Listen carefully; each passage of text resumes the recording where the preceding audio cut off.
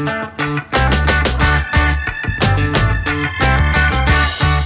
States de Mayo from Louisiana versus All Y'all's Recruit That Boot. I'm Jared Roser. He's Sam Spiegelman.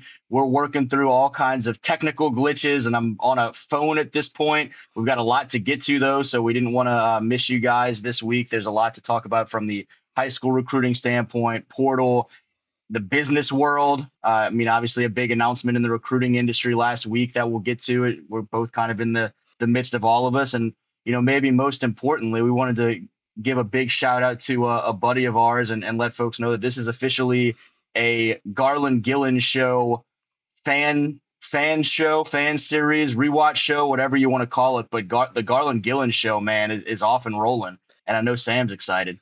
If we have one purpose here, it's not to educate you on recruiting. It's not to drop little tidbits here and there. It's about the Garland Gillen show. And let's just take a moment to point out that this is a man who just started on the Avenue, Jarrett. And then he went uptown. And then he went to Mid-City. And then he went to Baton Rouge. And just yesterday, he's up I-59. He's into the SIP. This man cannot be stopped, nor do we want him to stop. He cannot be contained, and we don't want to contain him. What we want to get that man on this show. And that is a promise that we are making to our listeners this year. You want to talk about big business moves? That's the big business move. Let's get GG from the GG show on RDP. I almost got that right. I think you did. I started trying to keep track. It turned into Zach Galifianakis in The Hangover with just letters and mathematical equations bouncing around. I think we could get Garland on here. It's no surprise the status that he's reaching, though. We've always kind of viewed him as the Johnny Carson of the Gulf South, and now he's become a universal, prestige worldwide level icon. And so it's been awesome to see him off and rolling. I'm looking forward to where that show can go, because obviously he's hitting the roads and he's all over the place now, and the sky's the limit, as Coach Bryce Brown told Garland and I about Hayward Howard last week. But it is again, it's Seis de Mayo. Hopefully everyone had a good Cinco de Mayo yesterday, and there's a lot to get to. Let's hit on this business announcement before we get into some of the recruiting dynamics. We both reported Saturday about Lamar Brown's commitment date, so we'll hit on that a little bit. One of the big commitments around Louisiana since the last time Sam and I did a show was Roderick Tezeno Jr., the standout from Opelousas Catholic, who's now headed to USC in this 26 class. LSU added a transfer portal addition, and so, the list goes on. But On3 is buying Rivals. Obviously, we've both worked on both sides of this, and currently I'm under the On3 umbrella. You're under the Rivals umbrella. And I think we've both had a lot of questions about this the last week of what it all means. And I think we have some sense, but a lot still to be worked out before football season. What was your reaction to hear that there's this big merger looming in the recruiting space? Yeah, I'm stoked. For whoever's listening, if they're familiar with us, they know that we both worked under both umbrellas, both networks. Obviously I didn't come up through Rivals, but that was one of my first launching points into the national recruiting scene. And fortunately, that opened the door for me to get hired by On3 about a couple of months into their inception. And I had a great time working there. Obviously, while I was there and since, they've only added more star power, more some of the best recruiting analysts, some of the best recruiting writers, some of the best team sites in the entire country in our industry, including my boy. And the idea of I do personally feel like Rivals is home for me, but to go back to the On3 umbrella, it's like coming back home. I have so many familiar people that I've worked with and love to work with. Just my personal friends. I'm super stoked. I'm assuming everything works out as we expect it to. I think it's going to be a big shift in the recruiting industry, and we'll see how that takes shape when the season begins. But from a personal angle, I don't want to use expletives, but I'm expletive stoked. I love what I do, and to keep having that opportunity and do so with the people that you trust the most, and that you have the most trust in as people to go to war with. It can't be a better scenario. So I'm stoked, and maybe by the end of this week we'll have some even more information to share. I'm looking forward to seeing how it all shakes out because there is certainly a major opportunity there for, I mean, a lot of the reasons that you mentioned in terms of just bringing some of our pieces of the equation together. And I think, as someone rooted here in Louisiana, I think it's super exciting for the potential of stuff that, we could do working together, obviously, with our respective sides. Um, Enough about us, enough of, as much as we could go on and on about Garland, enough about Garland. Let's get to some of the football players who are, making decisions and figuring out where home is for them. Let's start with the transfer portal, the announcement of AJ Haulcy joining this LSU class that has put so much more emphasis into NIL and the transfer portal this year than what we'd seen before. And I think a huge, it looks like final piece of this recruiting class for Brian Kelly and company, and Jake Olson and Corey Raymond and Blake Baker and company on the defensive side of the ball, heading into 2025. And it's a guy that was tied for the Big 12 lead in interceptions, second in the Big 12 and passes defended. And so he's someone that's been a versatile piece for the Cougars the last couple of years, and someone that I think can be so at a high level, certainly at LSU. Your thoughts on just adding another safety with a proven track record in a Power Four conference to this mix in Baton Rouge? Yeah, I mean, to put it bluntly, that's not last season and the last 3 to 4 seasons. The LSU defense has not been uh, up to the LSU defensive standard. Talking to people over the weekend about this transfer and just basically, the emphasis on finding instant impact players on that defense. I think our shared friend Jai Eugene has openly been on social media like DBU is not DBU anymore, the way that it's looked the last couple of years. But if you look at what they've done in the transfer portal this offseason, the way that Corey Raymond and Jake Olson and Blake and on the defensive side of the ball, they have been recruiting. They are revamping a roster to try to bring it back to DBU. I think that is the standard.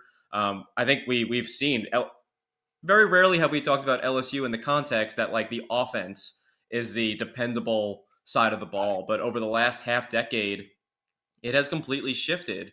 And while everyone loves offense, people love lighting up the scoreboard. Its defense is ultimately where games are won and lost. And as the season as it gets colder, as we get closer to playoff games and championship games and conferences, defense is the difference. And that's the case. That's the case in college. It's the case in the NFL. It's certainly the case in high school as well. And I think of course, this roster revamp, this might just be a final piece, but that's all. They needed to address the defensive line. They needed to address linebacker, and they needed to address the secondary.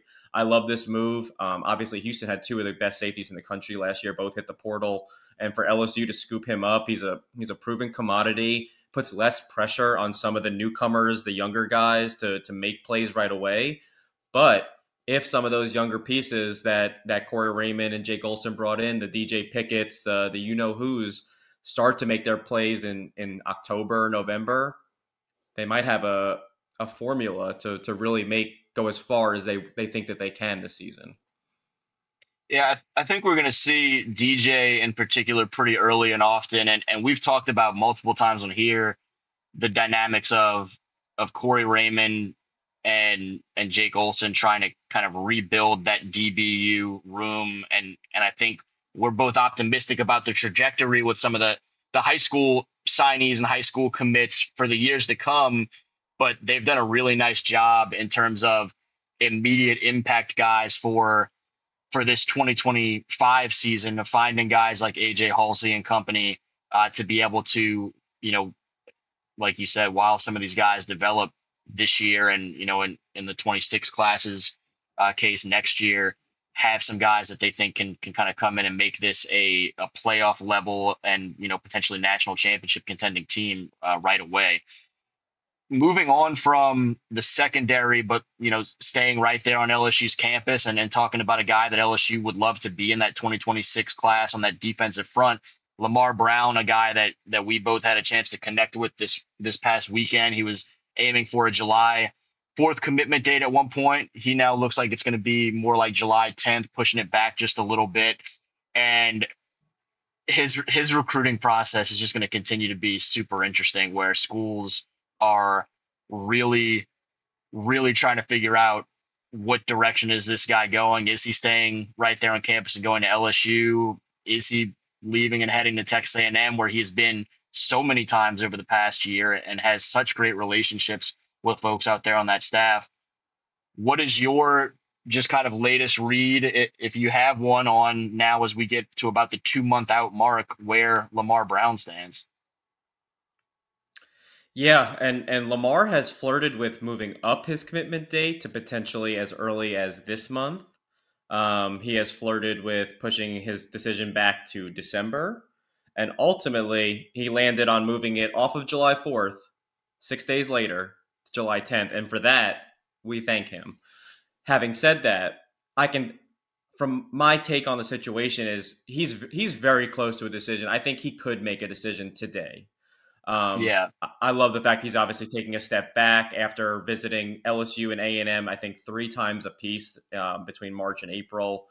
Um, he also squeezed in a visit to USC, a visit to Miami, but he still has his OVs set to Florida State and Miami, along with A&M and LSU, and ultimately June 13th and June 20th, those weekends in College Station and back home in Baton Rouge, I think will be the catalyst. I think Lamar is someone who, after going to LSU, could easily commit to LSU, and then after he visits College Station, wants to commit to Texas A&M. I think he's the kind of kid who can ride a high from a visit and then kind of feel that way after.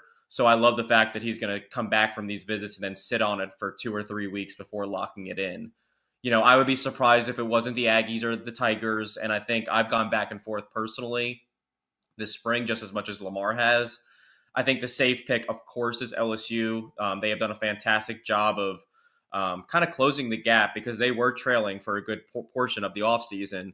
But I think that the winds of change have really kind of settled in this spring, and it's very close between the two. Again, I would not be the least bit surprised if he went to Texas A&M. He is a top defensive lineman on their board. Um, the only thing that's holding me back is, just like, Jared Curtis, the 5-star quarterback from Nashville who committed to Georgia and was very close at multiple points to picking Oregon. Sometimes it's as simple as, if you take away chances to start and development and relationships with coaches, sometimes it's just about where you live. And I don't know how far Lamar wants to be away from his family. He is a family first sort of kid. And sometimes if all things are even, it's just about proximity. So my gut says LSU. Sometimes my brain says Texas A&M. Right. If I had to put a pick on it, I think I'd go LSU. I think that's a safe pick, but I do know that these official visits next month will ultimately be the difference for Lamar as July 10th approaches. 100%. I mean, chatting with him Friday after practice, he said he felt like if it was time to make a decision now, that he would have a level of confidence in where he wants to be, and talked about just feeling at home and the relationships with coaches. And I think trying to keep a read on that, when LSU has done a nice job of strengthening some of those relationships, and him having a chance to meet with Kyle Williams since the coaching change there, and seems like that's gone well.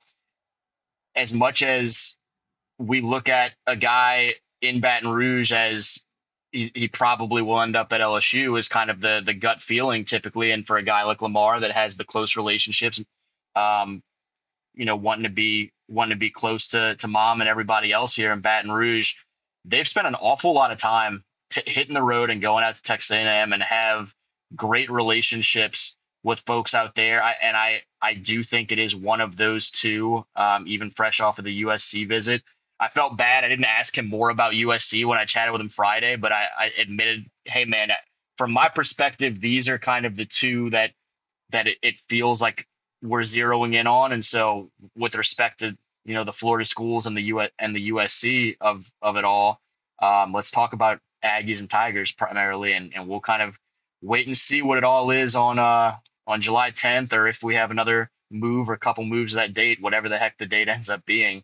And I know folks in both College Station and Baton Rouge and around Louisiana and Texas are going to be eagerly anticipating because, as we've mentioned so many times on this show, he is a fantastic prospect wherever he wanted to play on either side of the line of scrimmage, and he's obviously looking at defense now, but there's a reason why all of these schools are wanting him to come to campus and wanting to kind of jockey for position in his recruitment. USC did hit And to your big point, though. Oh, go ahead.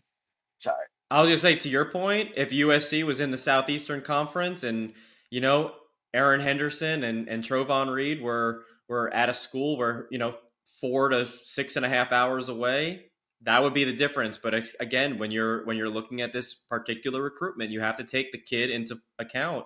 This is a kid who likes to be close to home. That's why A&M is in the picture. It's just a short drive from Baton Rouge. It's not too far to get to on a Saturday, for game day, and that those factors all need to be considered as we move closer to July 10th. But I'm sorry for interjecting. No, I mean, I said at the beginning, we've got so many different connection dynamics going on here that now I've got a phone set up on top of my computer. And so that we've still got a little bit of lag action happening, but I just, part of the beauty of the digital world as we try and do all this. But while USC does not feel like they're likely to land Lamar Brown, they did just land Roderick Tezeno Jr., the long, lean, speedy wide receiver, a multi-sport standout from Opelousas Catholic, who committed on, I believe it was May 1st. It was, back half of last week, committed to the Trojans, and another big win for a program out on the West Coast that hadn't had a ton of history for decades of landing guys from Louisiana. But obviously, we talked so much in the 2025 class after he reclassified. Jakeem Stewart, a member of that group, and now Roderick, a member of this 2026 class, and the Trojans involved with some other members of this 26 class, and maybe further splash is still ahead. But what do folks out in California that probably haven't seen a ton of a kid from Opelousas, Louisiana, what do they get in Rod? Yeah, there's a lot of overlapping traits from Roderick to Keon Coleman, who also came from Opelousas Catholic. First of all, you mentioned it, the multi-sport background. This is a football player, a basketball player, a track and field athlete. This guy he can do it all. I think people have really grown familiar with Roderick. His tape is incredible if you watch it, but people have seen him a little bit on the 7-on-7 circuit. He's always an eye catcher. He's about 6'2.5". He's long. He's lean. He's got incredibly strong hands. He can pluck it with defenders in his grill. He has the ability to make jump catches over defenders when he can't separate. And he's a tough guy that can make plays at all different levels of the field, which you love how he's going to operate in a Lincoln Riley offense where they're going to spread it out and have him capitalize on one-on-one matchups. So he's going to eat up all day. I think it's a fantastic get for USC. I think they got him on campus twice in a month, which is pretty impressive for a kid from Opelousas to be in Hollywood twice in a 3 or 4 week stretch. But he brought his mom and dad. They fell in love with USC when they were out there. I love this fit. I think Roderick is someone who, it's a really loaded wide receiver crop in the state of Louisiana this particular cycle. But he's someone who ultimately, Jabari Mack is a stud. Kenny Darby is a stud. But I wouldn't be surprised if Roderick ended up being ranked in the top 250, in the top 300, in the top, X when it's all said and done, because he has that skill set. It's about putting it all together his senior season. He's been one of, from the recruiting standpoint, fastest risers throughout this spring, where you started to see the offers popping off and reaching new levels, where all of a sudden one SEC school after another was entering the mix over the past couple months. And obviously USC and UCLA into the fold just a couple weeks ago. And now the commitment to USC. He's someone that I think, as he continues to develop physically and get stronger, his best football is ahead of him. But that comparison you made to Keon Coleman, obviously, I mean, the same school right there at Opelousas Catholic, and guys that we watch play both football and basketball at a high level for those programs. For so much of Keon's high school career, we wondered what is the recruitment going to look like in terms of his desire to potentially play both sports the next level. And he was more locked into that potential for a while of maybe playing some basketball as well. Rod seemed like, I guess, after sophomore year, a light bulb kind of clicked for him where he realized, you know, I'm going to go play football at a high level at the next level, and has really embraced that and run with it. And his growing confidence and competitive nature with all of it has been an awful lot of fun to watch. Obviously, a great pass catcher, but plays some defense at high school and on the 7-on-7 circuit. And he had a tournament this year where, just in terms of the ball skills and the strong hands that you mentioned, I watch him at safety running back for an overthrown pass and then plucking it over his shoulder with one hand and turning around and running back. And that was something you don't really see every day. And then talking to him about that after, he said, "Oh yeah, you know, Corey Raymond came and stopped by school last week. I was trying to tell him, look, I could play DB. You want me to come play corner? I'll come play corner." And so just that growing swagger from the kid from OC out there has been a lot of fun to watch, and all the more reason to have that confidence and swagger as you watch the recruitment blow up and you become a USC commit. So excited for him and his family, who you may not know this tidbit. He is Amos and Benji Morale's cousin. Like, that's a family connection with our Morale friends out there from the Opelousas area, which was fun for me to find out over the course of, you know, the last couple months as well. I can tell you 100 different stories that ended with Amos saying that he was just going to spend the night in Opelousas at grandma's house, and now full circle moment. And look, the fact that Rod, I guess, hasn't spent too much time with Amos and has been able to develop into such a fantastic young athlete and young man. Again, credit to him. You know, glad he didn't get roped into Amos trying to turn him into a writer or an amateur rapper or anything, instead of going to play some ball and get college paid for. You know what? You could only applaud this young man for just, you know, dusting off the distractions, keeping his focus. And that's, look, we could talk about his range as a pass catcher and those freakishly long arms and his ability to track the football. But if you're really going to laud him, I mean, keeping Amos out of your hair, that's really the testament here. That's the goal, is to get Amos out your life. And Rod has done that with flying colors, despite the family connections. Well, as I said, we hit on an awful lot. Some of it was real relevant, some of it was real not. With the Garland fan love at the beginning and some shade thrown to Amos at the end. I'm not going to send it their way. I can't wait till it trickles their way and we get some reactions. But Sam, appreciate you as always. I know you've got a meeting to run to in 5 minutes that you're greatly looking forward to being locked into for the next 3 hours. Mm-hmm. So we'll get the heck out of here. And thanks again to everyone for checking it out. He's Sam Spiegelman. I'm Jared Roser. Louisiana versus All Y'all's Recruit That Boot, and, you know, a part of this growing conglomeration of On3 and rivals to keep an eye on what it all means in the recruiting world in Louisiana for the next few months. Again, thanks to everyone for tuning in. Y'all be well till next time.